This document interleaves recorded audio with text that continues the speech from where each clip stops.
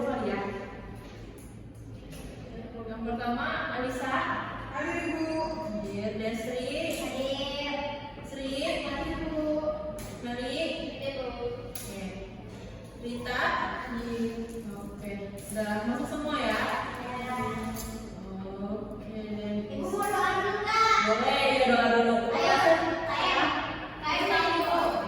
Langsung doa. Sebelum kita mulai pelajaran hari ini, yang pertamanya kita berdoa dulu.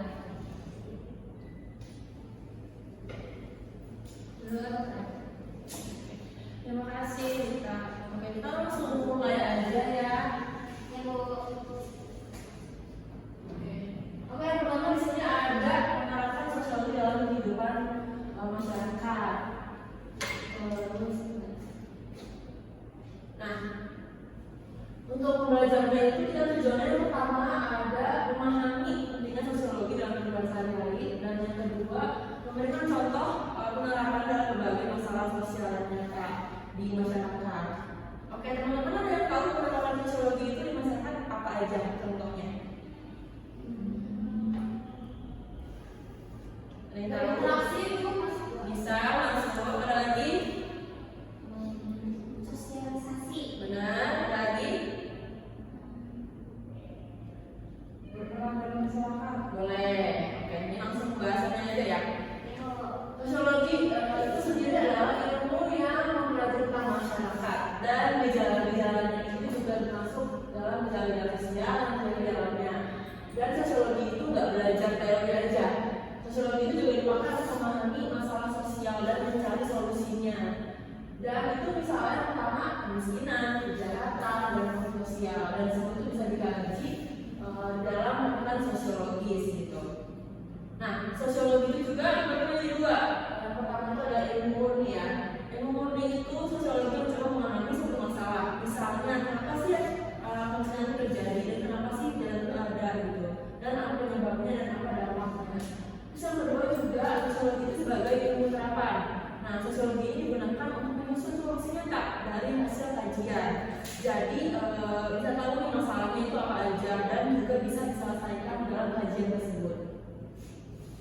Nah, contoh terapannya ini kita kan kenal banget ya, di situ ada kasus Lumpur Lapindo.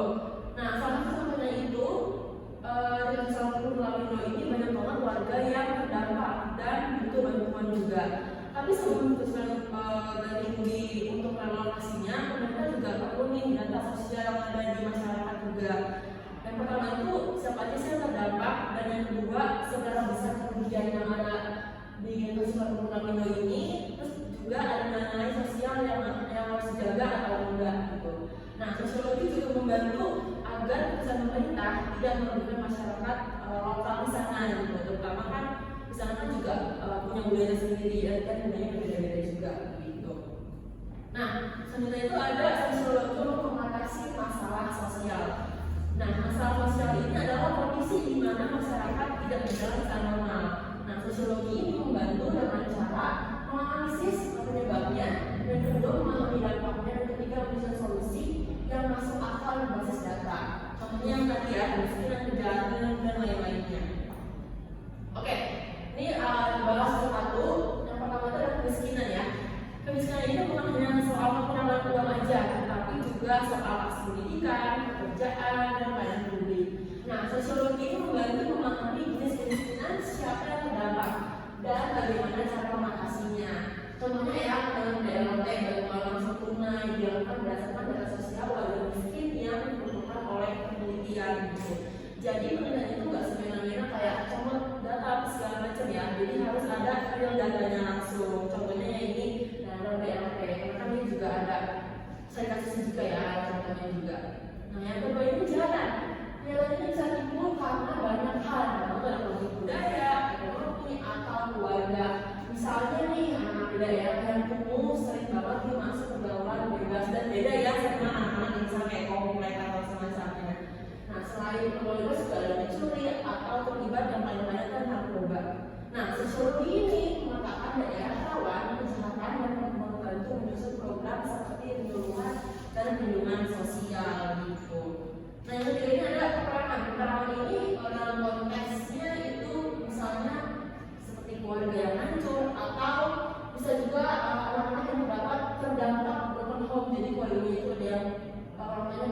Dan juga paling parahnya itu di Indonesia ini paling seringnya itu ekonominya yang hancur ya. Jadi permasalahan ekonomi Indonesia kan sangat besar juga.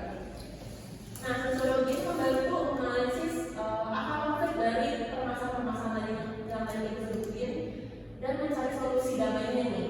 Nah, dan memahami dampak sosial juga dari hal-hal tersebut agar bisa ditangani lebih baik dan menemukan jalan keluar.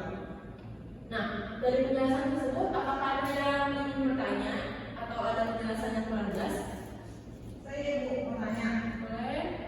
Tadi kan itu menjelaskan ada kemiskinan. Itu kan juga kemudian suatu kejahatan ya Bu ya. Nah, gimana ya kejahatan itu bisa dikurangi nggak sih Bu? Dan gimana sih caranya Ibu mengurangi itu? Kalau ditanya bisa dikurangi atau tidak, itu memang bisa, tapi tergantung lingkungannya itu di bagaimana gitu kan. Nah, berapa juga nih gimana sih peran pemerintah untuk bagaimana caranya mengurangi konflik atau kejahatan tersebut gitu. Nah, kita juga sebagai masyarakat dan sosiolog juga nih, kita juga bisa berperan dan gimana sih caranya menyelesaikan masalah-masalah dan konflik tersebut gitu. Jadi kalau kita sebagai sosiolog itu harus tahu dulu nih mana daerah yang rawan dan kenapa sih orang bisa melakukan kejahatan gitu. Nah, juga kita juga bisa bikin program pencegahannya agar masalah tersebut bisa selesai gitu. Jelas? Ada pertanyaan lagi? Cukup. Oke. Nah, oke. Karena penjelasannya udah selesai juga, ada tugas yang mau ngomongnya minggu depan aja deh, nggak apa-apa. Boleh kalian tulis dulu ya tugasnya. Boleh.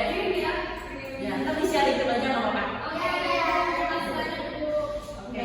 Di grup sosiologi kelas itu Bu ya? Iya, benar. Ntar kalau selesai langsung taruh di meja baru ini, taruh di meja guru aja. Ada Ibu yang paling depan itu ya? Nggak bisa yang paling depan. Ini mau ditulisnya di kertas. Bukan diketik, nggak usah. Oke, kesimpulannya apa yang pertama itu sosiologi sangat penting ya dalam kehidupan masyarakat. Bukan hanya ilmu untuk belajar aja, tapi juga untuk diterapkan juga. Nah, sosiologi juga dalam membantu pemerintah nih untuk mengambil keputusan yang adil. Masyarakat seperti kita juga perlu memahami dan menyelesaikan masalah sosial. Dan semua orang menjadi warga yang lebih sadar dan kritis terhadap lingkungan sosial. Nah, baik, terima kasih.